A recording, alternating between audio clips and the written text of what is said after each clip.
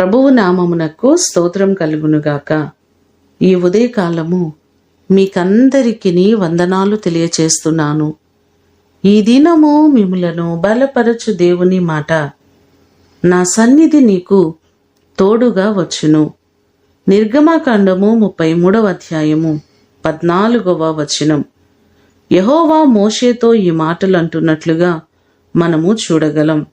మోషేకు దేవుడు చెప్పినట్లుగా దేవుడు తోడుగా ఉండి మోషేను ఘనపరుస్తూ ఆశీర్వదిస్తూ వచ్చినట్లుగా మనము చూస్తున్నాం. అలాగే మనము చేస్తున్న ప్రయాణాలలో, మన పనిపాటల్లో దేవుని సన్నిధి మనకు ఎంతో అవసరమైనది. ఇశ్రాయేలు ప్రజలు ఎక్కడికి వెళ్ళినా ఆయన సన్నిధి వారితో ఉండి వారిని సురక్షితముగా నడిపించింది.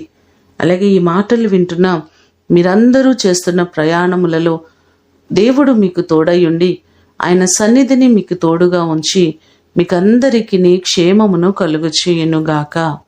ప్రార్థన చేసుకుందాం.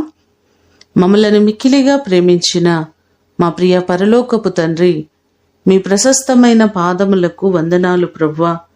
నా సన్నిధి నీకు తోడుగా వచ్చునని మోషేకు వాగ్దానము చేసి మీరు తోడుగా ఉండి ప్రతి పరిస్థితులలో ధైర్యమును కలుగు చేశారు ప్రభువా. అలాగే మా జీవితాలలో కూడా మీరు తోడుగా ఉంటే మేము ఏ విషయంలో భయపడము, ధైర్యపరచబడతాం ప్రభువా. నీ సన్నిధి మాకు తోడుగా ఉంచండి. మా ప్రయాణాలలో మీరు తోడై ఉండండి. మా ప్రియులెల్లరినీ మీరు జ్ఞాపకం చేసుకొని ప్రతి వారికి మీ సన్నిధిని తోడుగా ఉంచండి. క్షేమకరమైన ప్రయాణములను మీరు కలుగు చేయండి ప్రభువా. వారి చేతుల కష్టార్జితమును దీవించండి. వారికి ఉన్నటువంటి కొదువులన్నిటినీ తీర్చి ప్రతి పనిలో మీ దీవెన, మీ ఆశీర్వాదము సమృద్ధిగా మీరు కలుగు చేయమని యేసు అతి శ్రేష్టమైన నామమున అడిగి వేడుకొని పొందియున్నాము తండ్రి. ఆమేన్. దేవుడు మిమ్ములను దీవించునుగాక.